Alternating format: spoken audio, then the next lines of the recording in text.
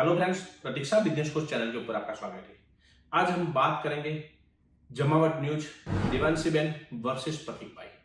प्रतीक भाई ने कुछ वीडियोस देवांशीबेन के लगते या मीडिया के लगते और बाजारों मीडिया के लगते जो उनके यूट्यूब चैनल के ऊपर डाला और उनके रिवर्ट में जो जमावट न्यूज के देवांशीबेन है इन्होंने कुछ आंसर दिया और कुछ उनके ऊपर लीगल एफआईआर की। उसके बारे में हम बात करते हैं आज। तो हम वन बाय वन सुनते हैं देवांशीबेन की बातें और पॉइंट टू पॉइंट हम डिस्कस करेंगे कि सही क्या है, सही कौन है और कौन सा वर्ड का इस्तेमाल करना चाहिए और नहीं करना चाहिए। चलो स्टार्ट करते हैं वन बाय वन। तो सबसे पहले देवांशीबेन का वीडियो में प्ले कर रहा हूं। ભૂપેન્દ્રસિંહ ઝાલા આ વ્યક્તિની સાથે સંકળાયેલી સંસ્થા એટલે કે બીઝેડ ગ્રુપ, એનું અમે રિપોર્ટિંગ કર્યું. રિપોર્ટિંગ કરવું એટલે જરૂરી હતું કે તમારી આંખોની સામે એક સમાચાર આવે છે જે સમાચારનો સાર માત્ર એટલો છે કે આમાં સાચું ખોટું બાકીની બધી તપાસ પોલીસ જે તે સમયે કરશે, પણ કોઈ પણ વ્યક્તિ કે જે લોકોની પાસેથી પૈસા લઈને એને ઇન્વેસ્ટ કરે એમનો હેતુ ગમે તે હોઈ શકે. એમનો હેતુ ખરેખર એવો હોય કે આખા અરવલ્લી સાબરકાંઠાને કરોડપતિ બનાવી દેવા છે રાતોરાત. ગમે તે ઉદ્દેશ્ય હોઈ શકે, પવિત્રમાં પવિત્ર કેમ ન હોઈ શકે. આ દેશ ઉદ્દેશ્યોથી કે મનની ભાવનાથી નહીં, બંધારણથી ચાલે છે, નીતિ નિયમોથી ચાલે છે. શું તમારી પાસે એ નીતિ નિયમોને પૂરા કરતા સેબીની પરવાનગી છે તમારી પાસે? શું તમે આરબીઆઈની પરવાનગી લીધી છે? તમારી પાસે કશું એવું છે કે જેના કારણે તમારા ટ્રાન્ઝેક્શન થઈ રહ્યા છે, તમે એક બિઝનેસ કરી રહ્યા છો અને સુવ્યવસ્થિત બિઝનેસમાંથી તમે જે કમાઈ રહ્યા છો એનો તમે ટેક્સ ભરી રહ્યા છો? जो देवांशीबेन ने बताया कि उनके पास इन्वेस्टमेंट का लाइसेंस है या नहीं, बिल्कुल सही। अगर इन्वेस्टमेंट का लाइसेंस नहीं हो, अगर सेबी की परमिशन नहीं हो तो वो मार्केट में इन्वेस्टमेंट नहीं ले सकते। मैंने भी मेरे एक वीडियो में बताया है कि यहाँ पे भूपेंद्र झाला सर गलत है। सेकंड हैंड उन्होंने ये भी बोला कि इन्वेस्टमेंट की ऐसी कोई भी स्कीम चल रही है और उनका उद्देश्य अच्छा ही क्यों ना हो कि पूरे साबरकांठा जिला को उनको करोड़पति बना देना हो, लेकिन ये देश चल रहा है नीति नियमों से। बिल्कुल सही, ये 10 नीति नियमों से चल रहा है। लेकिन जब हम न्यूज पब्लिश करते हैं मैडम, तब हमें ये भी इस तरह से पब्लिश करना चाहिए कि आम पब्लिक को भी नुकसान ना हो और कंपनी को भी नुकसान ना हो या कुछ भी किसी के साथ गलत ना हो, क्योंकि बहुत सारे लोग इसके साथ जुड़े हुए हैं, ये भी देखना चाहिए। तो साथ साथ में अपने को इस तरह के अगर न्यूज पब्लिश किया होता मीडिया ने कि उनकी भावना कितनी भी अच्छी क्यों ना हो, लोगों को करोड़पति बनाने की इनकी भावना क्यों ना हो, लेकिन आरबीआई की लाइसेंस, आरबीआई की परवानगी ऐसी कंपनियों के पास नहीं है, ये देख के आप कहीं पे भी इन्वेस्टमेंट करो। चलो हम आगे देखते हैं उनका वीडियो। અમે જ્યારે બીઝેડ પર વાત કરી રહ્યા હતા ત્યારે અમને ખબર હતી કે એની સંભાવના શું છે. અમને નહોતી ખબર કે સીઆઈડી ક્રાઇમ કાર્યવાહી કરશે, પણ એ સંભાવના તો હતી જ કે કાર્યવાહી થવાની છે. કાગને બેસવા અને ડાળને પડવા. સીઆઈડી ક્રાઇમે કાર્યવાહી પણ કરી. સીઆઈડી ક્રાઇમે પોતાની પૂરી નિષ્ઠાથી અદ્ભુત રીતે કામ કર્યું. એ દરેક જગ્યાએ દરોડા પાડ્યા. એમનાથી બની શકે એટલી સારી રીતે એ લોકો કેસ ટેકલ કરી રહ્યા છે અને એ કેસ જેમ જેમ આવી રહ્યો છે એની વિગતો અમે તમારા સુધી પહોંચાડી રહ્યા છીએ. એ પહેલો વિડીયો હતો ત્યારે એમાં બહુ સ્પષ્ટતા સાથે અમે કહ્યું હતું કે વિડીયો બનાવવાનો ઉદ્દેશ્ય માત્ર એટલો છે કે નવા લોકો આ પ્રકારની સ્કીમમાં કે રોકાણોમાં ન ફસાય. લોકોએ એ જાણવું જરૂરી છે કે કોઈ પણ સંજોગોમાં તમે જ્યારે આ પ્રકારની સ્કીમમાં લાલચના આધારે કોઈ જ ગવર્મેન્ટ સિક્યોરિટી વગર એમાં જોડાઈ રહ્યા છો તો એક સંભવતઃ ખતરો તમારી સામે છે. પોન્જી સ્કીમનો ઇતિહાસ કહે છે એનું નામ જ ચાર્લ્સ પોન્જી પરથી પડ્યું છે. चलो यहाँ पे मैं देवांशीबेन में दो बातें हैं। एक बात है सीआईडी क्राइम कार्यवाही करेगी और पूरी निष्ठा से करेगी। कागने पड़ू ने डालने बैसो, उस तरह की कुछ बातें बताई कि इन्होंने न्यूज दिया और क्राइम ब्रांच ने इंक्वायरी डाली। ये दोनों कागने बैसो ने डालने पड़ू अपनी गुजराती में कहवा ऐसा हुआ। वो बात भी सही हो सकती है, इन्होंने एक तरफ न्यूज डाला और एक तरफ क्राइम की भी इंक्वायरी हो सकती है। लेकिन यहाँ पे उनका दूसरा भी पॉइंट ऑफ व्यू है कि ये वीडियो बनाने का उद्देश्य इतना ही था, ये वीडियो बनाने का उद्देश्य इतना ही था कि नए लोग ऐसी स्कीम के अंदर ना फंसे। अब मैं यहाँ पे कुछ आपको कहना चाहूंगा, ऑडियंस को भी कहना चाहूंगा और सरकार को भी कहना चाहूंगा और हर किसी को कहना चाहूंगा कि ऐसी स्कीम में कोई फंसता है, रियल में फंसता है। जी हाँ दोस्तों, फंसता है। ऐसा कब कहते हैं लोग कि हम फंसे ऐसे स्कीम में, जब हमें पैसा आना बंद हो जाए। जब तक हमारी जेब में पैसा आता है ना इन्वेस्टमेंट करने के बाद, तब तक तो हमें बहुत अच्छा लगता है, ये कंपनी महान लगती है। लेकिन जब हमारे पास पैसा आना बंद हो जाए, तभी ये कंपनियों के दुश्मन बन जाते हैं। अब ऐसे स्कीम के अंदर कौन लोग जुड़े हुए हैं? हर कोई अनपढ़ गवाह तो है नहीं। एजुकेशन, अच्छा खासा एजुकेटेड लोग जुड़े हुए हैं, शिक्षक जुड़े हुए हैं, इसके अंदर पुलिस कर्मचारियों जुड़े हुए हैं, इसके अंदर क्रिकेटर जुड़े हुए हैं। अब ये तो सब एजुकेटेड लोग हैं। अब एजुकेटेड लोग एजुकेशन लेने के बाद भी उनको पता है ऐसा हो सकता है कि आगे जाके पैसा ना आए, फिर भी ऐसे स्कीम के अंदर अगर जुड़ते हैं तो उसमें गवर्नमेंट कौन सी कसूरवार है? हमारा गवर्नमेंट का एक रूल्स है, कंपनी चलाने वाला तो गुनहगार है, लेकिन अगर कोई किसी को पैसा देके हाई इंटरेस्ट लेता है तो वो भी गुनहगार है। यहाँ पे तो सिर्फ गुनहगार बीजेड ग्रुप और भूपेंद्र जाला सर है, उसके साथ जुड़े हुए कोई लोग गुनहगार नहीं है। हाँ, एजेंट लोग को गुनहगार बनाया, लेकिन इन्वेस्टर भी इतने ही गुनहगार है कि इन्होंने ऐसी स्कीम के अंदर पैसा डाला जो गवर्नमेंट की मान्यता नहीं थी। अगर जाला सर ने शेयर होल्डर्स बनाए होते, शायद वो लीगल होते, कहीं पे भी प्रॉब्लम नहीं आता, गवर्नमेंट के सामने फाइट कर सकते। लेकिन due to lack of knowledge of the accounting report, ROC reports, SEBI guideline, उन्होंने इस तरह की स्कीम चलाई होगी। अगर नॉलेज होता, सीए की प्रॉपर गाइडलाइन हुई होती, तो अगर उनको लोगों को अच्छा खासा कमा के देना है तो उनकी कंपनी के अंदर वो शेयर होल्डर बना सकते थे। लेकिन उनके पास प्रॉपर नॉलेज नहीं होने के कारण हो सकता है उन्होंने ये इस तरह से स्कीम चलाई। तो इनके साथ जो हाई इंटरेस्ट लेते हैं वो भी गलत है। तो मैडम, आपको उसके लिए भी बोलना चाहिए कि गुनहगार एक बंदा नहीं है, गुनहगार दोनों बंदा है, जो इन्वेस्टमेंट कर रहा है वो भी, क्योंकि उनसे वो हाई इंटरेस्ट ले रहे हैं, और जो इन्वेस्टमेंट करवा रहा है वो भी, कि उन्होंने लालच देके इन्वेस्टमेंट करवाया। ये दोनों गुनहगार है। और करवाया इन्वेस्टमेंट वो बात अलग हो गई, लेकिन साथ साथ में गवर्नमेंट की गाइडलाइन को फॉलो नहीं किया, वो सबसे बड़ा गुनाह है।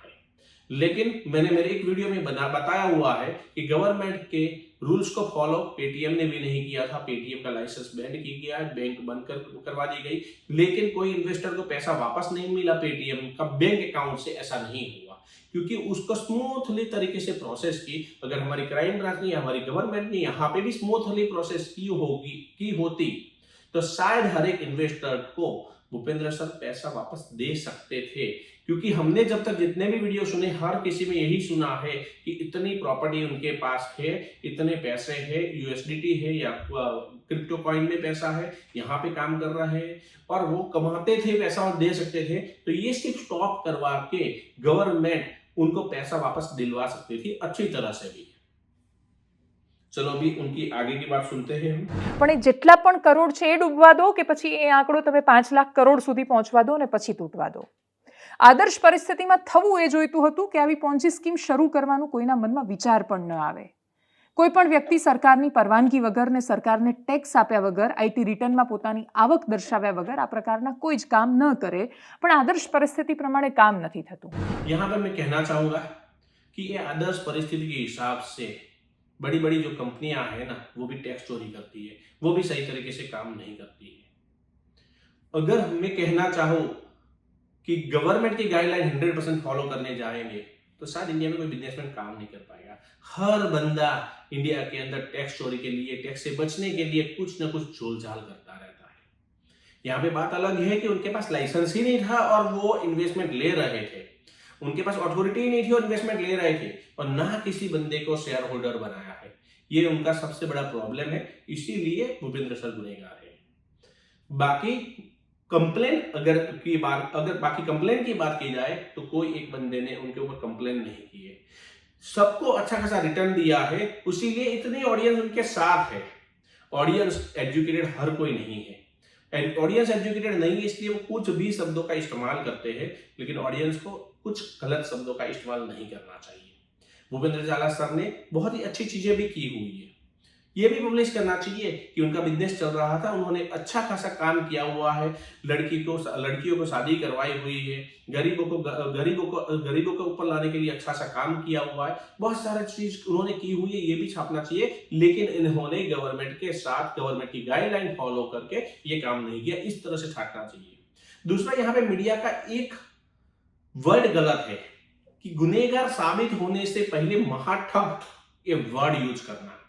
दूसरा, मैं कहना चाहूंगा, नॉट ओनली जमानत न्यूज, मैं जमावट न्यूज की बात नहीं कर रहा हूं, मैं हर एक मीडिया की बात कर रहा हूं कि 6000 करोड़ का जो आंकड़ा वो कहां से लाए थे ना, वो समझ में नहीं आता है। एक मीडिया ने चलाया 6000 करोड़, हर मीडिया 6000 करोड़ के पीछे चली गई। ये चीज गलत है कि उसकी सही पुष्टि करे बिना हम लोग छाप लेते हैं कुछ भी, बाकी सारी चीजें सही है लेकिन यहाँ पे ये चीज गलत है। मैडम, आपने बताया कि गवर्नमेंट रेगुलेशन है कि नहीं, आपके पास ये चीज है कि नहीं, लाइसेंस है कि नहीं, 100% आप इसके अंदर सही हो, वो नहीं हो तो आप कंपनी की स्कीमें नहीं चला सकते हो, इस तरह का चीजें नहीं कर सकते हो। सिर्फ इस तरह की चीजें एक ही व्यक्ति कर सकता है, अगर उनको कंपनी का प्रॉफिट का पार्ट लेना है तो कंपनी के अंदर शेयर होल्डर बना सकता है। एलएलपी कंपनी के अंदर, लिमिटेड लायबिलिटी पार्टनर कंपनी के अंदर आप मल्टीपल शेयर होल्डर बना सकते हो, कितने भी पार्टनर ले सकते हो। और अगर लिमिटेड कंपनी बनाते हो तो उसके अंदर कुछ शेयर होल्डर की लिमिटेशन होती है, इतने ही शेयर होल्डर ले सकते हो। अगर लिमिटेड कंपनी बनाते हैं तो उसके अंदर हम लोग डिविडेंड दे सकते हैं, प्रॉफिट शेयर नहीं दे सकते। ऐसे बहुत सारे प्रावधान हैं, उसका फॉलो करना पड़ता है। और अकाउंटिंग के लिए इसकी डिटेल में वीडियो हम अलग से बनाएंगे कि हमें अगर मार्केट में से हमारे बिजनेस के लिए इन्वेस्टमेंट लेना है सही तरीके से तो वो किस तरह से ले सकते हैं, उसकी डिटेल वीडियो अलग से बनाएंगे। दूसरी बात, ये लोग ऐसा करते हैं और बहुत सारे लोग हमारी इंडिया छोड़ के बाहर जा रहे हैं क्योंकि बिजनेस के अंदर हमारी गवर्नमेंट इको फ्रेंडली नहीं है मैडम। और उसके ऊपर भी आपको कुछ बोलना चाहिए कि हमारी गवर्नमेंट इको फ्रेंडली नहीं है, इसीलिए ये सारी चीजें हो रही है। मैं भूपेंद्र सर की बात नहीं कर रहा हूँ, ये कॉमनली बात कर रहा हूँ कि कोई भी बिजनेसमैन इंडिया के अंदर बिजनेस करना क्यों नहीं चाहता है, वो बाहर आउट ऑफ कंट्री जाके बिजनेस क्यों करता है, क्योंकि हमारी गवर्नमेंट का रूल्स एंड रेगुलेशन जो है वो बहुत इको फ्रेंडली नहीं है। ये भी आपको अच्छी तरह से इसका न्यूज बना के गवर्नमेंट तक पहुंचाना चाहिए। और बहुत ही अच्छा काम किया मैडम, आपने ये न्यूज छापा, मैं गलत नहीं बोल रहा हूं, लेकिन छापने का तरीका, वीडियो बनाने का तरीका थोड़ा सा बदलना चाहिए था कि अगर वो सही है तो अच्छी बात है, लेकिन अगर वो सही नहीं है तो ऐसा नहीं करना चाहिए था। दोनों तरफ के न्यूज बनाना चाहिए था जिससे उनकी इमेज, उनकी कंपनी को नुकसान नहीं होता और वो अच्छी तरह से लोगों को पैसा रिटर्न कर सकते हैं। मैं आपको बताना चाहूं कि आपको एक ही एक कंपनी मिली मैडम, मार्केट के अंदर हजारों कंपनियां चल रही है इन्वेस्टमेंट की, एमएलएम की हजारों कंपनियां चल रही है, चेन सिस्टम चल रही है, 10-10 लेवल, 15-15 लेवल का प्लान चल रहा है। mlmguruji.in के अंदर जाओ, आपको हजारों कंपनियों का नाम मिल जाएगा जो ऐसी स्कीमें चलाते हैं। यूट्यूब में एमएलएम प्लान सर्च करो तो बहुत सारी कंपनियां मिल जाएगी जो इंडिया में एमएलएम प्लान चला रही है, जिसके अंदर से आपको प्राइवेट लिमिटेड कंपनी का नाम मिल जाएगा उसका, और उसको आप क्रॉस वेरीफाई करके उसका स्थापना स्टार्ट कर लो। इंडिया के अंदर बात की जाए तो रोज की एमएलएम की हजारों कंपनियां बन रही है और हजारों कंपनियां ये कर रही है और हजारों कंपनियां लोगों का पैसा लेके जा भी रही है। और कुछ अच्छे लोग भी हैं, जैसे कि भूपेंद्र जाला साहब कमाते थे और देते थे, उन्होंने गवर्नमेंट के रेगुलेशन फॉलो नहीं किया, उनके पास पैसा लेने का लाइसेंस नहीं था। और लोग भी गलत थे कि उन्होंने उनको पैसा दिया और इंटरेस्ट लिया, क्योंकि इंटरेस्ट लेना भी गुनाह है। और हमारा इंडिया का संविधान कहता है कि 18 साल का बच्चा हो गया या हमारे इंडिया के अंदर जो बच्चा जन्म लिया है उसको गवर्नमेंट के बंधारण के हर रूल्स एंड रेगुलेशन मालूम है, ऐसा ऑटोमेटिकली माना जाता है, तो इंटरेस्ट लेना भी गुनाह है। दूसरी बात मैं कहना चाहूंगा कि इसके अंदर तो पुलिस कर्मचारियों के भी पैसे थे, क्रिकेटरों के भी पैसे थे। पुलिस कर्मचारियों को क्या पता नहीं था पॉन्जी स्कीम चल रही है, और अभी तक चलने क्यों दिया उन्होंने। चलो मैडम के न्यूज़ आगे बढ़ते हैं। ડર અને લાલચ બંનેમાંથી કશું જ કામ નથી લાગતું ત્યારે એ તમારી જ્ઞાતિને વચ્ચે લાવે છે। કોઈ પણ વ્યક્તિ જે કથિત રીતે નીચા સમુદાયમાં જન્મે છે અને માત્ર ત્યાં જન્મવાની સજા ન મળવી જોઈએ, એવી રીતે કોઈ પણ વ્યક્તિ કે જે કથિત રીતે ઊંચા સમુદાય કે સમાજમાં જન્મ લે છે તો એને એની એ સજા ન મળવી જોઈએ। बिल्कुल, मैं आपकी ये बात से सहमत हूँ मैडम। अगर पथिक सर ने या पथिक भाई ने, पथिक का प्रवचन जो चैनल है उन्होंने अगर आपकी ज्ञाति के ऊपर बोला है, अगर आपकी ज्ञाति नीची है तो नीचे के ऊपर बोला है या ब्राह्मण समाज के ऊपर बोला है तो बिल्कुल गलत है। किसी की ज्ञाति के ऊपर या किसी की जो संस्कृति है या उनकी सरनेम है या उनके ऊपर नहीं जाना चाहिए, कोई समाज के ऊपर नहीं बोलना चाहिए। ये चीज गलत है अगर पति के प्रवचन चैनल में ये बोला गया है तो। 2 જાન્યુઆરીએ યુટ્યુબ પર એક ચેનલ બનાવીને જેમાં વારંવાર વાપરવામાં આવ્યા. એ ચેનલ વિશે બહુ વિસ્તારથી વાત નથી કરવી, પણ એમાં વપરાયેલા શબ્દો વિશે વાત કરવી છે. આ શબ્દો હું આ છેલ્લા 4 દિવસમાં જેટલી વાર બોલી છું એટલી વાર મારો અવાજ કંપ્યો છે અને કદાચ ફરી એકવાર એ અવાજ કંપી રહ્યો છે. પણ એ ડર નથી, નિરાશા કે હતાશા પણ નથી. આ શબ્દોએ અને આ સાંભળ્યા પછી મને એવું લાગે છે કે હું વધારે દ્રઢ બની છું. મને સમજાયું છે કે મારી તાકાત છે આને પણ પચાવી શકવાની. આ સાંભળ્યા પછી પણ હું મારું કામ કરવાનું નહીં છોડું એની દ્રઢતા મને આવી છે. એમાં શબ્દ વપરાયો બજારૂ પત્રકાર, એમાં શબ્દ વપરાયો ગણિકા, એમાં શબ્દ વપરાયો નીચ, એમાં શબ્દ વપરાયો કે નગ્ન કરીને વરઘોડા ફેરવીશું, એમાં શબ્દ એવા વપરાયા જેના વિશે હવે આગળ હું વાત નહીં કરી શકું. अगर इस चैनल में वीडियो पब्लिश करने के साथ साथ पथिक जी ने ऐसे वर्ड यूज किया है गणिका, नीच, नग्न करके उनको वरघोड़ा निकालीશું, हमारे गुजरातीમાં કહેવાય છે નગ્ન કરીને એનો વરઘોડો નિકાળીશું, बजारू पत्रिका, ये सारे वर्ड अगर यूज किया गया है तो गलत है. लेकिन यहां पे बजारू पत्रिका या बजारू पत्रिका, इसका मतलब अगर हम ऐसा समझ रहे हैं मैडम कि बजारू औरत, जो बजारू वर्ड जो जबरदस्ती के अंदर या मजबूरी के अंदर जो काम करती है औरत, उसके लिए बजारू औरत वर्ड यूज किया जाता है. तो बजारू वर्ड सिर्फ उसके लिए नहीं होता है. बजारू पत्रकार, जिसका कहने का मतलब ये भी हो सकता है कि जो पत्रकार कुछ भी कंपनी को ब्लैकमेल करने के लिए न्यूज पब्लिश करते हैं और वो न्यूज का उनको ब्लैकमेल करके पैसा पढ़ाने का काम करते हैं और पैसे ना मिलने पे ऐसा न्यूज फैलाते हैं, उसको भी बजारू पत्रकार कहते हैं. लेकिन अगर उन्होंने ये इंटेंस में ऐसा न्यूज छापा हुआ है बजारू पत्रकार, जो आपको बजारू यानी गलत वर्ड के साथ जोड़ के किया हुआ है, तो वो यहाँ पे 110% गलत है. लेकिन मैंने जितनी वीडियो उनकी देखी उसके अंदर मुझे ऐसा नहीं लगा कि ये वर्ड सिर्फ उसके लिए था. मुझे उन्होंने बजारू पत्रकार का वर्ड भी समझाया हुआ है कि वो किस इंटेंशन में कहना बजारू पत्रकार चाहते थे. अगर इनका इंटेंशन गलत लैंग्वेज का था, गलत वर्ड का था, तो वो यहाँ पे गलत है. और उनका इंटेंशन बजारू पत्रकार कहने का कि जो गलत तरीके से न्यूज छाप के ब्लैकमेल करके पैसे लाने के चक्कर में छापते हैं, उनको बोलते हैं बजारू पत्रकार, तो वो सही थे.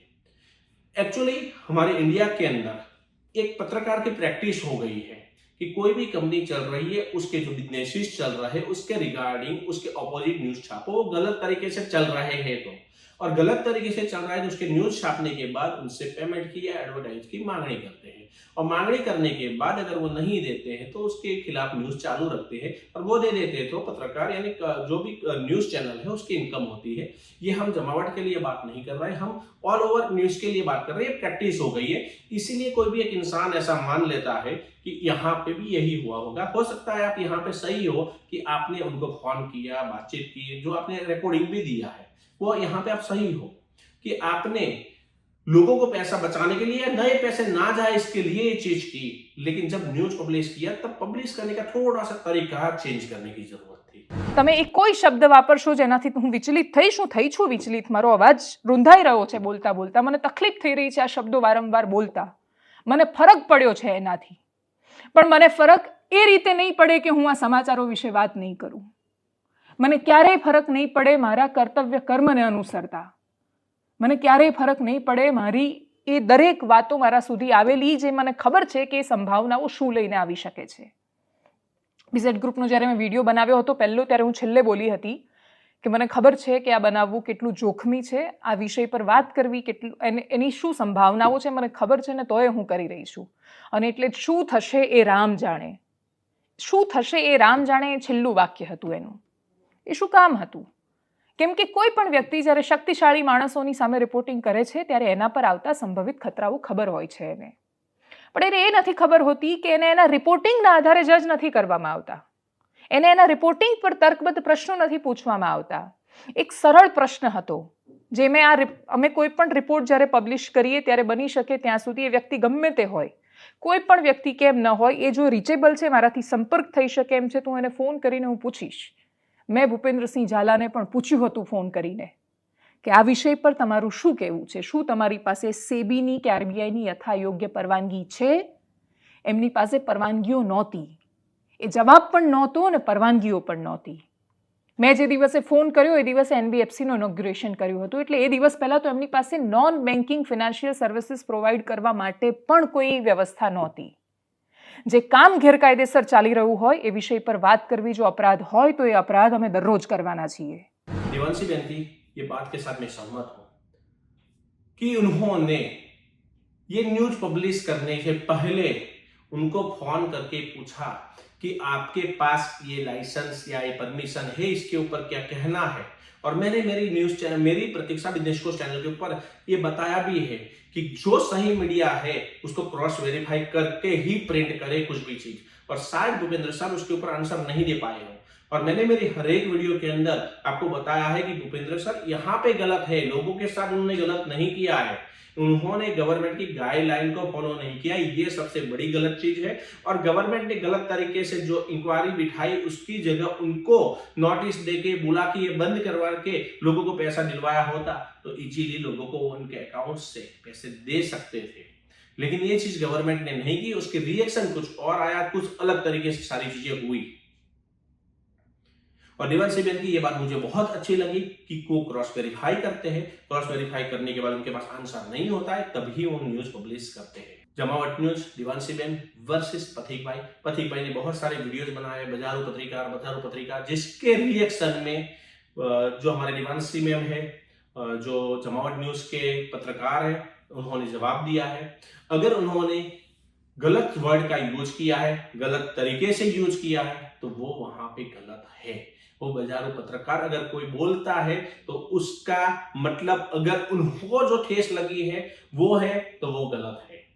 अगर उन्होंने कमेंट के अंदर जो आया है, रिप्लाई मैसेजेस आया है, उनके रिप्लाई में उनको उस्केरा है तो वहां पे गलत है।